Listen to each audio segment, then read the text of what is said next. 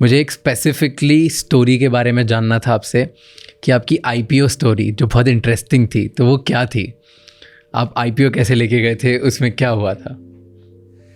ये भी ख्वाब ही था, सपना ही था, असंभव काम था कि हम लोग, हमारे पास, हम जब बम्बई आए तो हमारी कोई हमें कोई पूछता नहीं था। हमारी तो न तो क्रेडिबिलिटी थी। हमने कंपनी भी लिस्ट कराई तो 100 मिलियन की कंपनी थी, वो घट कर 40 मिलियन हो गई, क्योंकि हमारे कोई गॉडफादर नहीं था, हमारे कोई बैकग्राउंड नहीं था। तो लोगों को लगता था कि इनसे काम करें नहीं करें। तो मैंने देखा कि लंदन एक ऐसी जगह है जहाँ माइनिंग कंपनियों की लिस्टिंग बहुत अच्छी होती है। ज़्यादा आइडिया नहीं था, लेकिन एक रिस्क लेकर सोचते रहे। फिर एक दिन हमारी वाइफ ने हमारा बहुत साथ दिया। उसको बोला कि लंदन चलते हैं, तो बोली लंदन तो अपने जाते ही हैं। उन्होंने नहीं, अब शिफ्ट करना है। 2 बच्चे थे, बेटा था बेटी थी। वो स्कूल में गई, उनके बोली हमारे, I think my husband is going through some mental problem और कुछ उनका, तो मैं उनका साथ देना चाहती हूँ। 6 महीने का आप कैथीड्रल स्कूल में बड़ा एडमिशन था, उसमें से वहाँ निकाला लड़की को, छोटी सी लड़की थी। तो 6 महीने का हमको टाइम दे दीजिए, हम वापस आ जाएंगे। वहाँ गए, हिल्टन होटल में रुके, एक कमरा हम दोनों के लिए लिया, एक बच्चों के लिए लिया, एक सर्विस ऑफिस लिया 1200 पाउंड में। हमारे यहाँ इंडिया में काम चल रहा था उससे और एक ही इच्छा थी कि लंदन स्टॉक एक्सचेंज में लिस्ट करना है। सारी दुनिया अपना पैसा फॉरेन में भेजती है, मेरे को फॉरेन से पैसा यहाँ लाना है। ये भी एक ख्वाब था। और मैं वहाँ रहा 3 साल, कुछ पता नहीं था। अकाउंटेंट से मिला, कभी लॉयर से मिला, बैंकर से मिला। हमारी बीवी खाना बनाने में बहुत एक्सपर्ट है, वो दिन में खाना बनाती थी। और मैंने ये सुना था कि किसी का दिल जीतना है तो पेट के थ्रू जीतना चाहिए। तो बीवी दिन में खाना बनाती थी, सारे लोग आते थे और उनको ये नहीं था कि हमारे लिए कोई मीटिंग करने आ रहे हैं, खाना इतना अच्छा मिलता है इसके लिए आते थे। इसी चक्कर में मेरा काम आगे बढ़ता चला गया। कट शॉर्ट, हमने वो यहाँ से कंपनी को डीलिस्ट कराया और वो 40-50 मिलियन की कंपनी थी, उसको डीलिस्ट करा करके वहाँ उसी कंपनी को लिस्ट कराया $2 बिलियन। और $2 बिलियन के बाद में वर्ल्ड में एक ही चीज़ होती है, FTSE 100 कंपनी, जो 100 कंपनियाँ बेस्ट कंपनी होती है। और वो हमारी FTSE 100 कंपनी बनी। हमने $35 बिलियन वहाँ रेस किए। और रेस करके अगर आप फिर वो बोलते हैं आपकी गलती क्या रही, मेरे को लगता है गलती तो कुछ रही नहीं, क्योंकि इंडिया तैयार नहीं था। इंडिया में तैयारी नहीं थी रिकॉग्निशन करने की, इतने बड़े बड़े इन्वेस्टमेंट लेने की। हमने एल्युमिनियम की फैक्ट्री लगाई, क्योंकि मैं बचपन में बाबूजी के साथ रेणुकूट जाता था एल्युमिनियम खरीदने के लिए शेयर टैक्सी में, और एक ही ख्वाब रहता था कभी इस टैक्सी में हम दोनों खाली बैठ के जाएंगे। तो वो फैक्ट्री देखा तो हरदम लगता था ऐसी फैक्ट्री हमको भी लगानी है, तो वही फैक्ट्री लगा रहे थे। तो 35 बिलियन यहाँ लगाए और लिस्ट हुई।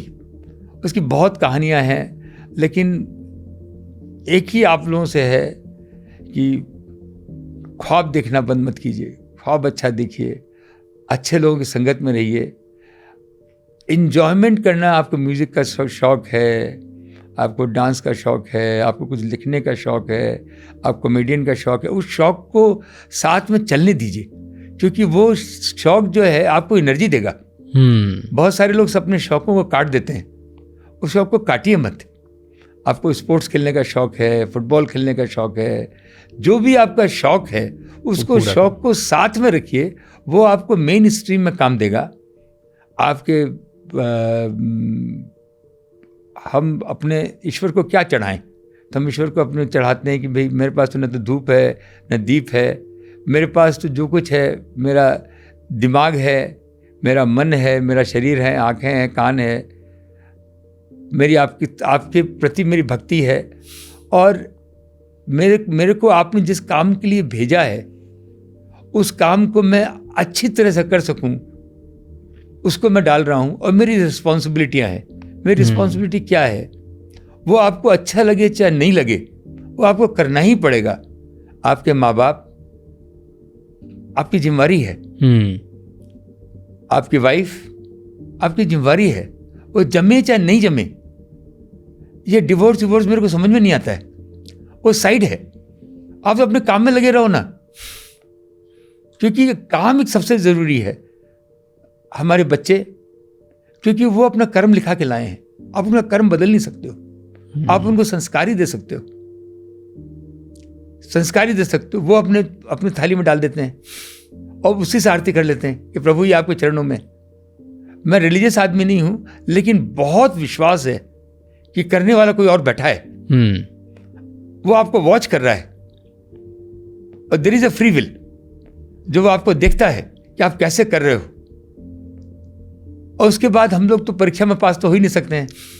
हम तो कभी यही बोलते हैं, हमसे परीक्षा मत लो, हमारे पे तो कृपा बना के रखो। तो इसी से गाड़ी चल रही है। अमेरिका में क्या अच्छा लगता है सबसे आपको? क्या नंबर 1 इज उनकी entrepreneurship. Entrepreneurship would take with risk taking ability and the freedom जो मिलती है आदमी को काम करने की, आर्ट क्राफ्ट, परफेक्शन। जो हमारे यहाँ परफेक्शन थोड़ा कम है, हमारे पैकेजिंग जो थोड़ी अगर हम इम्प्रूव करें, फिनिशिंग टच में इंडियन वाले थोड़े मार खा जाते हैं। वो हो जुगाड़ लगा के चला देते हैं, अच्छा चला देते हैं। तो वो क्योंकि वो उनको आइडिया ही नहीं है ना, वो उन्होंने देखा ही नहीं है। वो पर्दा खोल के देखेंगे तो उनको पता चलेगा। वो पर्दा खोल के देखेंगे तो वो चीज़ें मेरे को एक मॉडल अच्छा लगता है। मेरे हिसाब से अमेरिका ऊपर नीचे हो रहा है, हम ऊपर ही ऊपर जाएंगे। प्लीज इस चैनल को सब्सक्राइब कर लो, बिकॉज राजशमानी क्लिप्स ऐसी क्लिप्स लाएगा पॉडकास्ट पे से जो शायद पॉडकास्ट पे भी नहीं होती। एक्सक्लूसिव, अनकट, अनफिल्टर्ड कंटेंट जो आपको एक बेटर लीडर बनने में हेल्प करेगा, जो आपको इंडिया में स्मार्ट इंसान बनने की हेल्प करेगा, एंड जो आपको हेल्प करेगा कि आप आपका influence, growth, profit, business and individual personality को कैसे ग्रो करें। इन सब चीज़ों को बढ़ाने के लिए, इन सब चीज़ों में एक्सेल करने के लिए इस चैनल को सब्सक्राइब कर लो।